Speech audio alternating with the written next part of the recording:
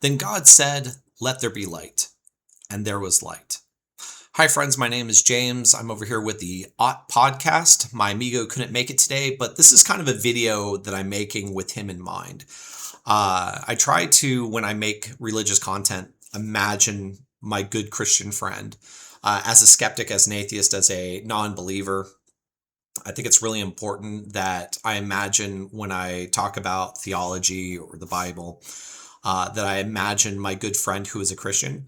So my goal is to be humble, and my goal is to be informative, and my goal is to share my journey, and my goal is to explore some of my foundational belief claims that I go with, and also to kind of give some pushback maybe to, I think, to the people that are using a gift from our ancestors as a weapon to abuse and bully real living human beings today. I have some strong beliefs that I think that we need to be more humble as a species towards one another. I think that the issue is that everybody has gotten way too arrogant, and they're feeding their arrogance with false narratives, and pride is coming. Pride leadeth to the fall, right? Pride comes before the fall. And I think that for whichever side of the aisle of whichever side of the spectrum that you land on, arrogance and pride is always going to lead you astray. So even though I'm atheist, skeptic, non-believer, whatever term you want to use, I engage. What I want to do is I want to be a humble, person. I'm, want to talk about the Bible. I want to talk about these things because I think it's a great kicking off point for ethics and morality. When we ask ourselves, why are humans worthy of intrinsic value? Why do I, care so much for my fellow man? Why do I care about my dogs? Why do I care about my wife? Why do I, what is the purpose of my life? What is the meaning? This is a great place to start. And what I mean is with the Bible. I think that this is a stab at answering those questions from our ancestors. Like, I read this like my great grandparents wrote it, right? So this is a gift from my great times who knows how many, grandparents. And I think if we all look at it that way, it would immediately make us more humble. You don't agree with everything your grandparents believe and say, right? But if your grandparents love you, and your grandparents want what's best for you, and this is their foundational beliefs that came from their great grandparents, which came from their great grandparents, I think that there is some value into that. And that I think that if we are all a little bit more humble, we can learn a great deal by studying the Bible. And I think that it leads to other thinkers that, continue to push the moral landscape to a more moral place. But this is one of those things where you got to start somewhere with a foundational moral landscape that you can then improve upon, right? And I think the Bible can provide a good utilitous spot, because so many people have been fighting within the context of the Bible to get us to that place, right? To a more moral landscape.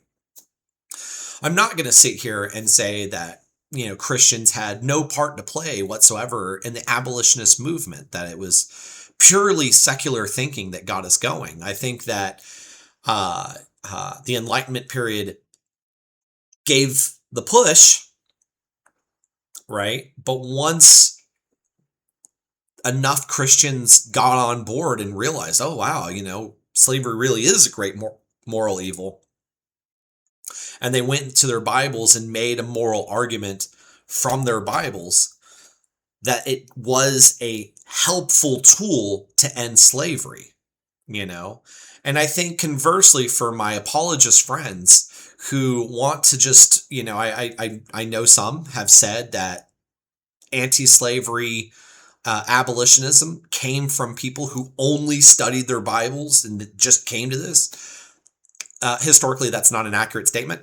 Just realistically, like, again, if we're going to move forward with humility and love in our hearts, we have to acknowledge that the Enlightenment thinkers, not just studying their Bibles, but actually stopping and taking a look around the world and starting to just question their base beliefs, are the ones who were able to say, hey, look at how we're treating these people. They're still human beings. I mean, the horribly racist people in today's standard, horribly racist. They were like, white people here, colored people here. But you know what? Animals here. Colored people are still greater than animals, and we're treating them worse than animals, right? So, again, horribly racist. The whole world was horribly racist just a couple hundred years ago. And we're still dealing with racism. But, suffice to say, this is one of the things that I point out. I'm like, look, guys, the great work is constantly moving to a more moral and ethical landscape. And there is, I just noticed that glare for the first time. Oh, well, hey, we're going with it. You're going to see all my hand motions here and over here. I can't do it. Yep, there we go. That's close enough. Either way, have a little bit of fun with it. But I think that we can acknowledge that the Bible has a place and has a historical precedent, helps us, talk about morality and ethics. And I think some of these stories, when we sit there and really read them and kind of get into the hermeneutics of it, we can start to see and ask certain questions. And I'm looking forward to that. So that's going to be kind of like the nature of how I'm going to do our Bible study. I think what's nice about having an atheist or a non-believer or skeptic read the Bible with humility and love in their hearts as they go through this is I can ask the questions that maybe, and I only say this maybe you're afraid to ask, and we can explore this in a way that maybe for you and your own faith you find helpful. I'm not a militant atheist. I don't want to take your faith away from you. My goal is not to deconstruct you. I actually would prefer to avoid deconstructing you. It's an extremely painful process from all the people that have put any kind of evidence out there saying, hey, I went through deconstruction. It was horrendous, really painful. Lost my friends, lost my family, lost my jobs. My whole community hates me now. And I lost what I thought was this incredible relationship with the divine. And, but I can't go back. Like, I'm utterly convinced that there is no God. There is, this, that, or the other. So my goal isn't to turn you into atheist or to deconstruct you. I think for the believers who follow this, I think my goal is to add some nuance and hopefully to help you become a more humble, loving Christian, Jew, Muslim, whatever. Humility and love is what I would like to push. I think that's a good goal for us to strive towards. So with that in mind, let's just go ahead and kick off a little bit into our Bible study. So when I read the beginning of Genesis 1, and I know this is right at the beginning, right? Genesis 1, everybody starts at Genesis 1, but like I said, you'll see that we're going to do this. Josh, my good buddy's on board in this video, brother. It's for you. And everybody else, if you watch it, just icing on the cake. I have a full-time job. I'm not trying to make this a living. I'm doing this because I want to get my ideas and thoughts out there. I'm sorry, I've got a gnat flying around my head. It's driving me crazy. But I'll eventually get him. I'll get him. This is really just for my good buddy Josh. So Josh, I hope when you see this video, brother, you know that you are loved and that I'm excited to go down this journey with you, brother. And Josh, for those of you who are watching, you've seen one episode with him. He just couldn't make it today, but he'll be making plenty of appearances, and he's also going to be doing maybe some response videos with me, and we can kind of hopefully have a really respectful back and forth. It's extremely important to me that my Christian brother understands that it's humble and respectful dialogue. It's really important to me that he knows that, and that for those of you who follow along, that at no point am I, attacking the religion. I don't accept it, but not from not with hatred in my heart. I'm just not. I've looked at the arguments and I'm just not compelled to believe in them. So it's not, in my opinion, it's not a moral failing. It's not like I'm rejecting 1 + 1 = 2. Like I've read Thomas Aquinas' 5 ways, William Paley's clockwork analogy, fine-tuning argument.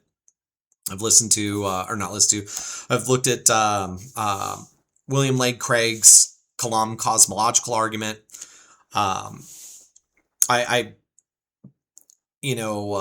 looked at these arguments, and there's more. I don't want to sit here and just spend 20 minutes trying to remember every argument for God that I've remembering or maybe even mispronounce. I just don't want to do it. But needless to say, I have done some research. Let's at least say that I've done at least some research. I've at least read some works on the philosophy of religion, and ultimately I'm just not compelled. Much like Alex O'Connor is, I'm just not convinced. I just don't. I'm just not. I've read the arguments, and I have my counters and my rebuttals, and I just don't believe in it. But when I do this, when I read the Bible again, I'm reading something that my great times who knows how many grandparents wrote. And so I will read this book and their beliefs with that in mind, with my good buddy Josh in mind. So hopefully you guys can have some fun takeaways from this with me. So let's just get into it. So Genesis 1, for me, there's a couple of things. So from the A&E, so anytime I say A&E, it's Ancient Near East. This is going to be talking about their fellow Canaanites, like of which the Hebrews were and are. They're, a Canaanite tribe that is, that exists today. Just a more modern version, but they are Canaanites. And so I think it's really helpful to look at other Canaanite and other ancient Near Eastern belief systems, because you're going to see, I don't see one-to-one, you can just cut and paste their entire belief system over. It's not like that. But you definitely get I can kind of see where some of this came from. Yeah. It's like a little bit of this story and a little bit of that story, and you see these ingredients kind of go into this new soup that we call the Old Testament.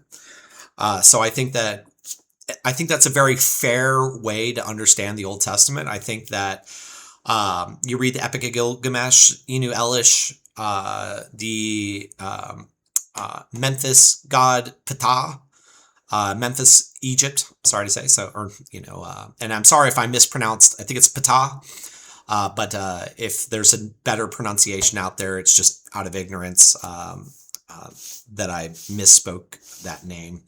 Additionally, when we get to Elohim, I will intentionally, out of respect, try to say it with a K instead of an H sound.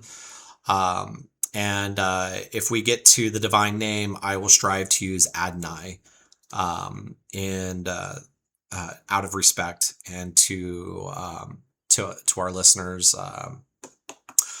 see Dan McClellan's response about using Adonai instead of the divine name. It's just to be more palatable to all audiences, and also again, respect, humility, love. So that's going to be my goal. Friends, if I screw that up, if I say the divine name by accident, please know it's accident and not intentionally disrespect. Again, this whole exercise is not about disrespect and unintentionality. I'm trying to give you a fairly deep dive, but the reality is I mean, some of these things are endless rabbit holes. It feels like, like once you've read all ancient Near Eastern, creation myths and all this, and now you're finally ready to get past Genesis 1 and go into Genesis 2. Like, there is a level where I feel like we've got to cut it off. We can make the point without knowing everything. And that's why I bring up Enu Elish, the Epic of Gilgamesh, and Ptah, the Egyptian craft god of Memphis, I believe. But those are some names that you, dear audience, can look at and research on your own time. When we get to more really sharp, one-to-one exposure, that's when I'm going to bring some of that stuff out, like especially with Noah's flood. I'm going to read verbatim another ancient Near Eastern culture's, scriptures, effectively, and just say, hey, look, these stories are eerily similar. Like, they're different, they're not, direct one-to-one, but they're eerily similar. And I think that just speaks to how these stories arose. We don't know any of the authors. And in fact, I think the only authors, like, we know Paul, and like 6 of his letters were fairly confident Paul penned. And the other, the rest were like, pretty positive he didn't write. But there was a lot of debate on that, from my understanding, from watching a lot of the content online. It seems like the Pauline letters' authenticity is a hotly debated topic. It would be exciting to know what, I really need to get to one of these conventions and just ask, like, okay, how many of you think, like, which letters of Paul are legit in your eyes and which letters aren't, and kind of go through, like, is it, when God began to create, or is it in the beginning when God created? Like how many of you think it's this way and how many of you think it's that way? It would be fascinating to know. And so with that, I've probably said it a couple times, but let's go ahead and get into Genesis 1. And again, anytime, guys, we talk about the Bible, I always feel that you should always have the Bible open when you're talking about the Bible. I think probably the most knowledgeable person I know who knows the Bible extremely well are the Knechtles. Like he's really close, but the thing about him is, even when I've watched him, he's like 95% accurate, which is way beyond me. I don't have this thing 95% memorized. I have less than 1%, I'm sure, memorized. It's an incredible feat. His biblical knowledge is incredible. But sometimes when certain beliefs hang on a single word, being 95% accurate is really not going to cut it, So I really am a strong believer that if you're going to be using scripture in conversation, have a Bible with you. And if you're in a situation where you feel like you need to have a Bible with you, right? Then just say, hey, this is a great conversation. Let's go home. I've got a Bible. Let's pull it out. Let's pull our Bibles out. I'm not a big fan of Bible Hub. I think that it seems like they use the King James version. I'm not a big fan of the King James interpretation. I think that it's, it was, I'm sure, perfectly acceptable for its time, but for more modern readers, I think that you should steer clear. Just because it has an old English style of writing doesn't make it any more accurate to the translations. So I think that,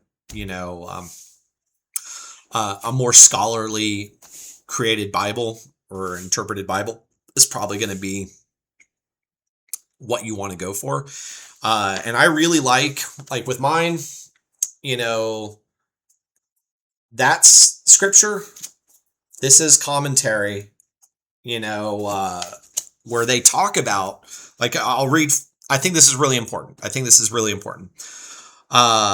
is going to be on 1:1. So in my Bible, it says, in the beginning, when God created the heavens and the earth, and it has a little note on when it says when God created. So in the beginning, when God created the heavens and the earth was a formless void, and darkness covered the face of the deep, while a wind from God swept over the face of the waters. Then God said, let there be light, and there was light. And God saw that the light was good, and God separated the light from the darkness. God called the light day, and the darkness he called night. And there was evening, and there was morning the first day. So that is, like I said, so we have that interpretation. And then we also have, and in that interpretation, what we have is creation ex nihilo, out of nothing creation. God has created out of nothing the heavens and the earth, and then created light and separated them, and light from darkness, and made day and night. So we have in the beginning when God created, but I think when I read Genesis 1, there's some kind of confusing moments if you're viewing this as ex nihilo creationism. We have light, we have a period of time that is day, is how it's translated, and the timing of things is odd, and you see this in multiple debates, right? Where people are like, it puts the earth created before the sun, and we know that's just logically wrong, right? It's just logically wrong. We know that the sun had to form before the earth could form, because the earth travels around the sun, right? So that's immediately kind of a point of contention for some people. For me, I don't think this is a cause for atheism for anybody. I think that there's a multitude of ways of reading this, but I do prefer, as you read the entire chapter, the 6 days of creation and the Sabbath. So the first creation myth. And yes, I do think that there are two creation myths here. I think there's the first one and then there's the second one. So the priestly account and the J account, again, being respectful, I don't want to invoke the divine name with ending it with ist, I don't think is probably still acceptable. So I guess you would be saying Adonai ist. I don't know if that works. Maybe somebody in the comments can let me know. Maybe it's appropriate to say, maybe it's not. So we're just going to say the J account and keep our hands clean. I think that there are two creation myths at play. And I do prefer when God began to create, because again, day 0, God created the heavens and the earth. Day 1, God created light. And then, if you're thinking ex nihilo God creationism, why is God then going to have to mold the earth that he created on day 0? Right? It's kind of like day 0, he snapped Plato into existence and then created light and separated the light from the darkness. And he said, this is day, this is night. There's no stars, there's no sun. We know that day and night has to do with rotating around the sun. You know what I mean? Like, instantly there's some confusion. And when we're separating light from darkness, so for me, really just the naturalistic reading is an ordering of the cosmos. But that cosmos is primordial. It pre-existed. So it's not creation ex nihilo. It's God is coming into a universe with lots of Play-Doh and lots of elements, and he's like, okay, let's start getting these things doing something more interesting than just existing. Let's order this stuff and start making sense out of this chaos. So there's a little bit of to me overlap with Marduk and Tiamat. I think that kind of like that. While it's not using that language, like the themes are there. So like little hints. I think some whispers of other A&E cultures there, but you're more than welcome to disagree with me, and it's not going to make or break me, and it's not going to make or break you realistically. So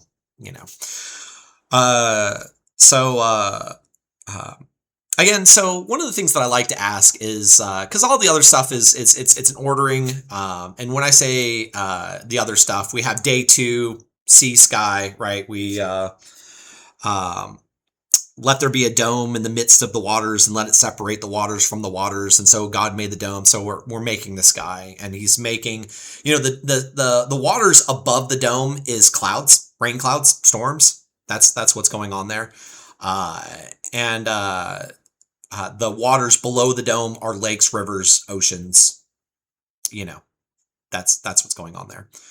Um, Day 3, lands, plants. Day 4, sun, moon, stars. So now day 4 is when we finally get kind of like the sources of light, right? And when you look at other cultures and their views on what light is, they didn't know what light was. They didn't. They could feel it. Like, imagine how wild it is. Like, we have an understanding of oxygen and what wind is, but back then they had no clue. They were like, there's this invisible force that fills our cells, and we can feel it on our skin, and we can feel it, blowing against the trees and our houses and our crops. And you read Marcus Aurelius's Meditations, and he's like, one of the things he's asking is like, if air is people, there's who knows how many people there have been, is there any air left on this planet that isn't somebody, right? It's like that kind of like, I don't know if this is right? And so, but these guys are wrestling with this stuff, right? They're not stupid, right? They're us, just missing thousands of years of, intellectual progress, and discoveries. If we were to if we were to lose all our knowledge and just go back and live a life, then we would be just as clueless as they are. It's just that we have thousands of years of adding knowledge, one stone on top of the other, and slowly getting to a place where we can explain lots and lots of phenomena that back in the day they had no ability to even know. Right? So the Big Bang is not something that our ancestors had any ability whatsoever to understand. None whatsoever. In fact, for a very long time, the Earth was the center of the universe and everything else spun around us. Right? And we now know that's wrong. Right? We now know the Earth spins around the sun, and the sun is hurtling through the universe. There's other, the stars are not just random lights in the sky, but they are other celestial bodies. There are other planets, and there's other, stars and other asteroids and comets and meteors and rocks and stuff and gas clouds and this and that and other galaxies even out there. We now know all that stuff. Our early ancestors, my great, great, great, great, great times, who knows how many grandparents did not know any of that stuff.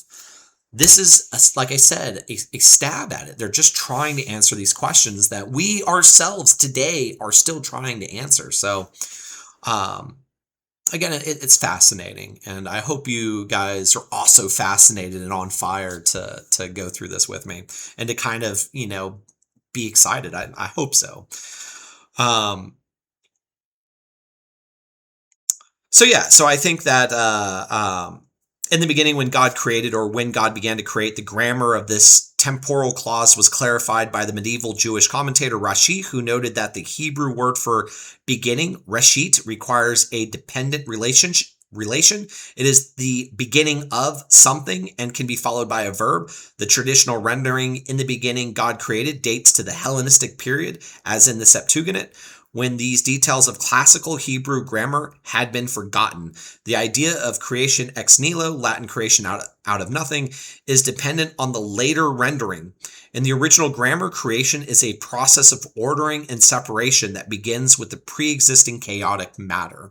And that, again, is in the notes. And that's something you can't get on Bible Hub, or at least I've looked and I'm not seeing. But I also don't pay for it, so maybe it's in there. I also know they use Strong's translation, and from my understanding, Strong's was good for its time, but it's like a century out of date, and that our understanding of classical Hebrew has, or I guess biblical Hebrew, has progressed quite a bit since 100 years ago, which makes sense to me. But I do know of some scholars who are very, Strong's. So I myself am saving up for a good, more up-to-date translation book. I've got some workbooks over there, so I'm one book away from starting to read the Hebrew and start to translate it myself, which will go very poorly, and I will be terrible at it. And there'll be reaction videos made just being like, this guy doesn't know anything. And I'll be like, yep, 100% correct, but I'm learning. And that's the goal. So, again, this is all a process, guys. So just have some fun with it.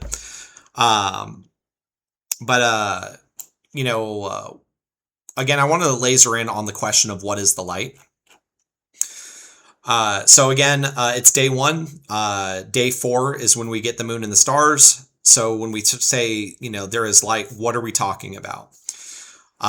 So I know that one apologetical response, and again, there's a lot of thought on this, stupid bug, it's driving me crazy, is to say that the light is the light of Elohim himself, or that it is the order or law from the order bringer / law bringer entering into creation. And my response to this has always been, I like to ask, if it is the light of Elohim, then isn't that a natural aspect of Elohim? Like saying, let there be an arm so that I might make stuff with it.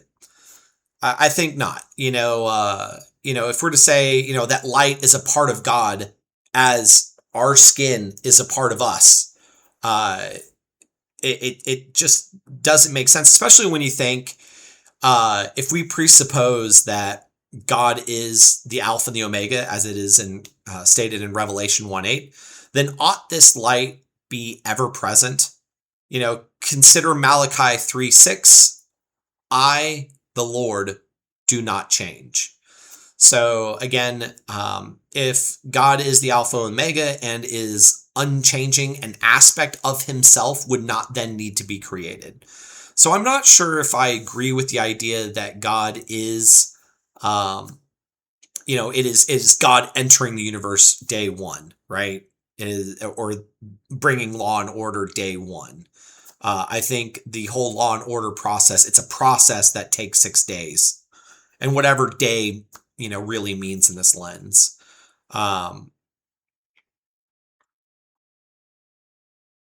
So for me, I think that I think I reject that notion. And so I do like Thomas Aquinas's view that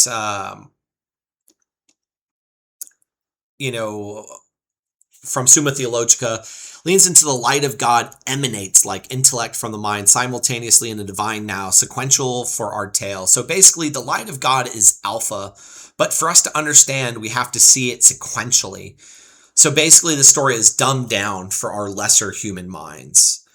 So the idea is that, if God is writing the Bible through people, he can't show them the Big Bang. And to be fair, if you were to stop and say to yourself, hey, I want you to imagine the Big Bang, and then ask yourself, whatever you imagine, is that accurate? Do you think that's true? I think not. More than likely not. And it's gotten really dark in here. There we go. I think that's a lot better. I think I was starting to really look very Anakin turning Darth Vader there for a moment, huh? I could already see comments being like, Satan's got you, brother. So let there be light, right? So there we go. So friends, colleagues, we were talking about oh, right. So I think that the idea is, if you were to try to imagine the Big Bang, and if God was trying to impart that, like, the reality is that if you were to truly accurately have a vision in your head of the Big Bang, it would be so massive and monumental. I'm not sure if our finite brains could actually handle that knowledge, that knowing, that sight in our heads. Like, I'm not sure how much of it we could really watch. Like, we can all imagine an explosion, but again, this is an entire universe with billions and billions of galaxies pushing, into what we consider reality now. It's like, what's beyond, what's the darkness? It's just, it's really hard to, it's hard to fathom, so, I guess separating darkness from light, right?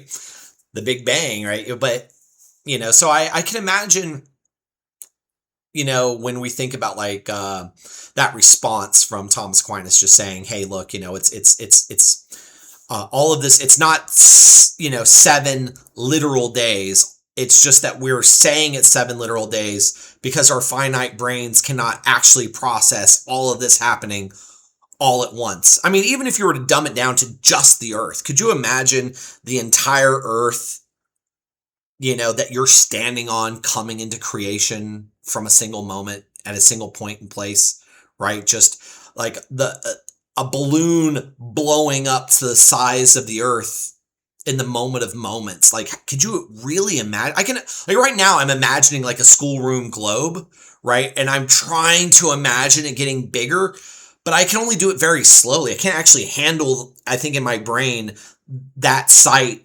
expanding to the size of the earth that I'm sitting, being on right now, right? Like, I hope that makes sense, but I can't do it, and so I could see Thomas Aquinas saying, hey, look, we can't imagine, like it just like so really the timing doesn't matter. It doesn't matter if we were to imagine it was instantaneous creation. The fact that we put the earth before the sun and the stars and all this other fun stuff doesn't matter. It's really just saying, like, thematically speaking, the fact that the earth is first with the heavens.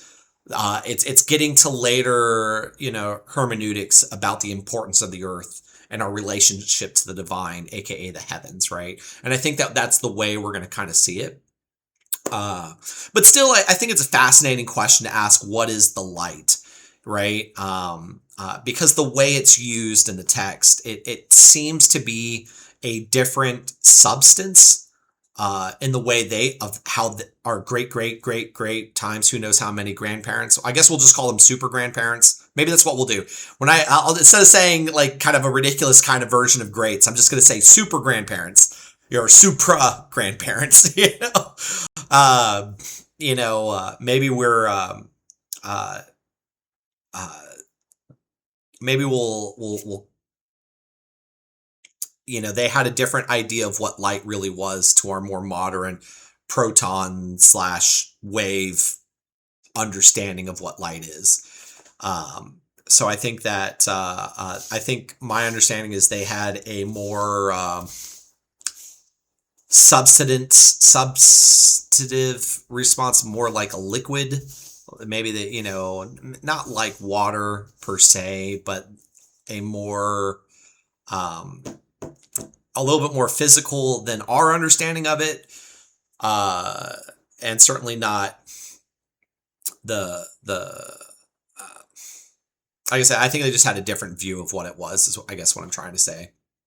And I'm not really sure exactly of what their view is. And in fact, it's quite possible they themselves weren't really sure what light was, but they knew it was a thing because they could feel it on their skin. Step out on a sunny day, we all feel the sun touching us, right? Or the light touching us. So we all understand that they could feel light. So they weren't totally like, gee, what is this? I think that it was a mystery to them. And I think that maybe the language they used was a stab at trying to understand it. And I think that we can, I think it's a mistake to insult our super grandparents by being like, they're so ignorant. Well, I mean, you would be too, so suck it, nerds. And that's for another buddy of mine who likes to say that quite a bit. I'll make sure he catches it. So, but anyway, getting more onto what is the light. One of the things that I stumbled across, and fans of her may be able to really give me a hard time about this, is that something that I think it's pretty wild, but Elizabeth Schussler Fiorenza, argued that the first light prioritizes phallic order, logos, as male reason over chaotic wisdom, the darkness. I think she tries to push the lawbringer, bringing in law to the universe, and that's the light to dispel the lawlessness, aka darkness. I think the phallic stuff is pretty wild to me. It's like trying to wedge in patriarchal themes, and while it can lead to some interesting thoughts, like masculine God impregnating feminine chaos with possibilities producing free will, or that these aspects occur in the mind of God, the darkness of decision-making giving over to the rational decision once made, and that decision is a spark of creativity. Like, it's interesting, you know, it's interesting. It's an interesting thought, but it hits me like it's wild. You know, I'm just like, well, that's to me, that's a pretty out there view. But still, though, it was fascinating. I was like, oh, that's kind of an interesting take, an interesting read, so to speak, I guess. But hopefully you guys, like I said, if somebody really likes her and can maybe break it down a little bit better for me, I'm down for it. I don't want you to think I'm against it. I just thought it was, I read it and I was like, what? What? Okay. Hey. But again, if we were to say darkness or chaos exists assumingly everywhere, you know, and again, we don't even know what chaos and darkness even really is.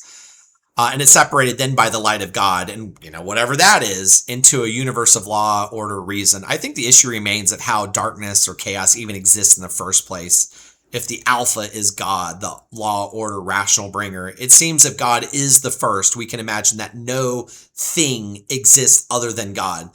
So biblical literature seems to evoke that God and chaos are both alpha, timeline-wise, not power-wise. So how can both exist? I do know that another thinker, Alfred North Whitehead, Process and Reality, God isn't a static tyrant, but a persuasive poet, luring chaos towards harmony with it, not over it. So that's an interesting take, you know, instead of, you know, Marduk slaying Tiamat, you know, you can, I guess, imagine, like in a D&D term, you can imagine Marduk, you know, seducing Tiamat, you know, hey girl, come on over here. You know, you want to make a universe with me, right? You know, like, it's interesting. I think it's kind of wild again. It's some fun stuff, but that's how my mind takes it. Again, fans of that guy, you know, hit me up with your thoughts. I'd love to hear it. You know, I just think it was wild. And of course, you know, light is light, right? Dude, you know, God made light proton wave. When you imagine the Big Bang, this is what Josh was saying. When you imagine the Big Bang, the first thing I think of is a flash of light. It's kind of like a nuclear bomb, right? What happens? Flash of light, and then you see the mushroom cloud, right? And that would be the other days, right? But the first thing you see is the light, and assuming it doesn't blind you. Let's imagine it doesn't blind us, right? We see the light. What is that? And then we see the mushroom cloud, and that's the other days of creation. So I get that. You know, I get what he's saying. You know, again, these questions aren't going to make or break anybody on anything. You know, not on this one at least. And if you feel yourself starting to break, you know, just turn it off and go somewhere else. Because I don't want to be the cause of your any unhappiness in your life. You know, if you deconstruct with somebody else. You know, again, early Christian thinkers like Clementine of Alexandria and Augustine argued that God created everything in a single simultaneous action. And then another thing to think about is that we have 7-day creation, but we also see that numerology really plays a big part in, at least especially in the Old Testament. I think very early on, you know, you think about this, you know, 7 was a very important number. We have 7 days creation. Cain was protected by a times 7 avenge. Lamech was times 77, and he lived to be 777 years old. You know, I kind of hinted on this, but I'll really hit this now. The Hebrew word for day is yom. And my understanding is that it has multiple meanings. And so those 7 days could, I guess, in theory, be billions of years. You know, it could be that yom is meant in this way to really just dumb it down for a low capacity brain. So really the 7 days speed us up to what really matters, which is the stuff that comes next, right? Like, you know, like dinosaurs and all that jazz before mankind. It's just all a sideshow. What really matters is humanity, baby. And that's where we're getting to with the later stories past Gen 1. So, and maybe we are the divine comedy.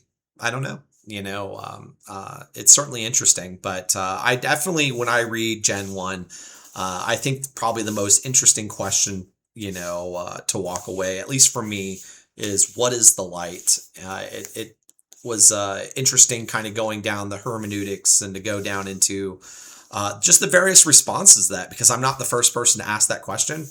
And there's actually a lot of people, taking stabs at explaining what is the light in this context. So it was fascinating, totally fascinating. So for those of you who, hopefully if maybe you got some names and you thought, well, that was pretty fascinating too. I'll have to look at that word yom maybe. Blow me up in the comments, Yom doesn't mean what you think it means. You're an idiot. Hit me with it, man. This is a journey and I'm learning. And I find it fascinating. So, if I misquoted anybody, please let me know. But hopefully, friends and colleagues, you had a good time, and hopefully, you find Genesis 1 just to be a little bit more interesting. Check out, like I said, again, I would look at Ptah, Enu Elish, and the Epic of Gilgamesh. I think these are really important stories to know when you're studying Genesis, particularly. And because again, we're never going to know who the authors were. And I think that this was written by a multitude of people over a vast period of time. I think that that's my view, but that doesn't mean it has to be yours. I'm just saying, I think it's, my view. I think this is my super grandparents' beliefs, and lots of, I think there's utility in starting with this, because it also has the ancient Near Eastern, spices added to that soup, right? So I think that we're getting a strong taste of Mesopotamian foundational belief structures that exist today. Like there is some Babylonian myth in here. I think there is some Sumerian. I think there is some Egyptian in here. And there's little nuggets and little utilitist things that we can derive from this. And so just humility and love, keep it in your heart while you read these texts. You don't have to believe it to find value in it. And with that, I hope you guys have a wonderful rest of your day. For my Christian friends, God bless. For my non-Christian, from people like me, you do have value. You don't have to be made in the image of God to have value. You can be, life, when you look at the universe, is incredibly scarce, and life itself is finite compared to the life permissiveness of our universe is finite compared to the universe. So life is, in my model, itself inherently valuable because it's the ultimate rare thing. Stuff will continue to exist long after life does. So life is what matters. So friends, no matter how you slice it, you do matter. And with that, till next time.